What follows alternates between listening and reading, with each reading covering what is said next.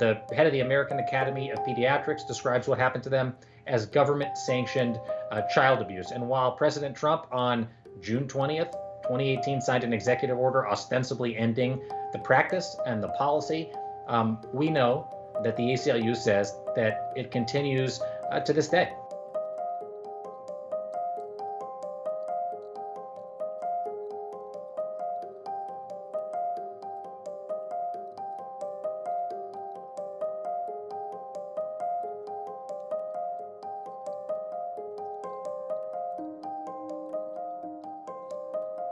I saw with my own eyes the horrific conditions that the children were kept in. And I found myself asking, how is this happening in the United States of America? How is this happening in our name, in our country, on our watch at this time? And by taking a step back and taking the time to learn about how we got to this point, how you can't just pin everything on one politician or one political party, it made me understand that this is a country that's devalued refugees and immigrants and treated them essentially as criminals when that's not the case at all.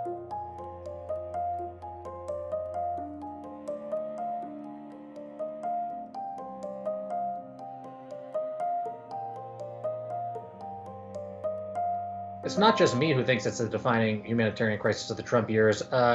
One official who was directly involved in the reunifications of those children said it was the greatest humanitarian catastrophe of his lifetime, referring to his work in domestic U.S. affairs. And that is because the same official said traumatizing children leads to a century of suffering, meaning the rest of their lives, this is something that these kids will have.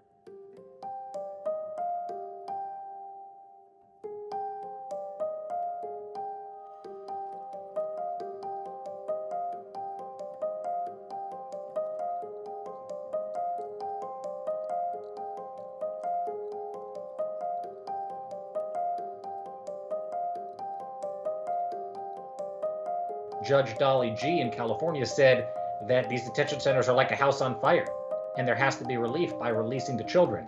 But specifically in the case of the kids, the Trump administration refuses to do so, which puts these parents in a situation of having to either self-separate, let the kids out on their own, or remain indefinitely detained with their children in this facility, which is a choice that, I don't think anybody would want to make.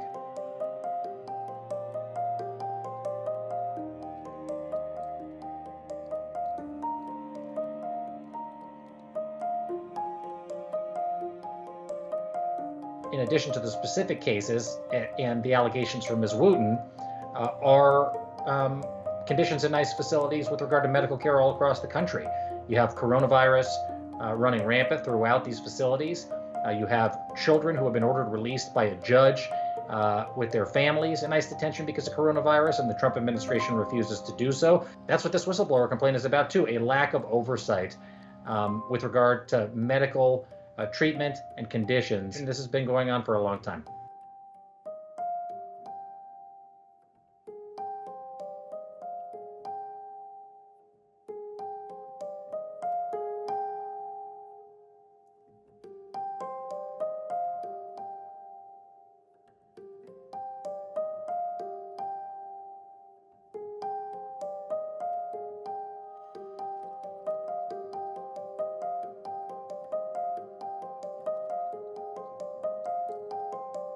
What will they do about indefinite detention of children? What will they do about children being expelled right now? What will they do about facilities that were stood up during the Biden administration? Donald Trump wouldn't have been able to easily separate families if it were not for restrictive immigration policies.